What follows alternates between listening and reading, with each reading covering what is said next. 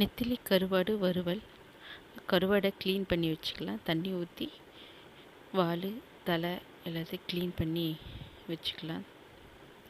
வச்சுக்கிட்டு தேவையான அளவு நம்ம எண்ணெய் கடுகு போட்டு பொரிஞ்ச உடனே நம்ம க்ளீன் பண்ணி வச்சுருக்கிற கருவாடையும் போட்டு ஒரு 2 நிமிஷம் நல்லா வறுத்து எடுத்துக்கணும். வறுத்து எடுத்த பிறகு தேவையான அளவு தக்காளி, பூண்டு, கருவேப்பிலை 3த்தையும் ஒன்றா போட்டு மிதமான சூட்டில் வறுக்கணும். வறுத்து ஒரு 3 நிமிஷம் வறுக்கணும். வறுத்து எடுத்து சால்ட்டு தேவையான அளவு போடணும். போட்டுட்டு நல்லா வறுபட்ட பிறகு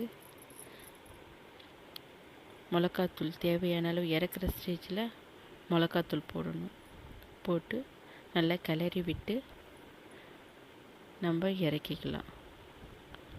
சுவையான கருவாடு ரெடி. நெத்திலி. வாட்சிங் ஃபார் தேங்க்யூ.